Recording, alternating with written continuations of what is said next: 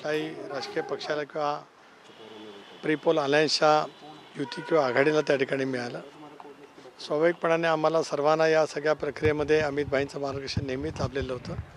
पण प्रदेशाध्यक्ष या नात्याने अमितभाईंचंही अभिनंदन करावं, त्यांचा आभार मानावे, याच सदिच्छा भेटीच्या पाठीमागचा हेतू त्या ठिकाणी होता.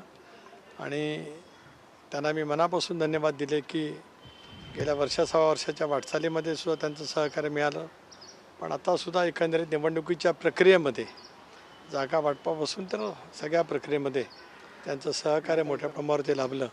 त्याच्याबद्दलची कृतज्ञता व्यक्त करावी याच भावनेतून त्यांची आज त्या ठिकाणी भेट झाली आणि समाधान वाटलं की अतिशय मोकळ्यापणाने त्या चर्चेतला भाग त्या ठिकाणी राहिला.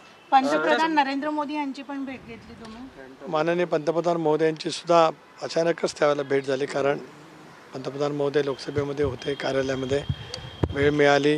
त्यांनाही त्यांचंही अभिनंदन केलं, त्यांचंही ऋण व्यक्त केले.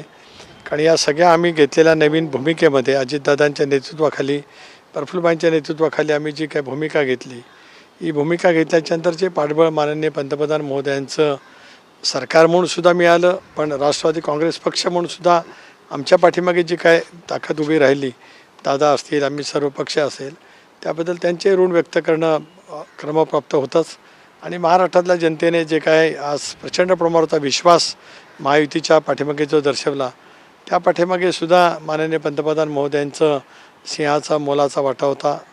नम्रपणानेच त्या ठिकाणी व्यक्त करण्यासाठीच त्यांची भेट घेतली. गडकरी साहेब, मुख्यमंत्री निवडला गेला नाही.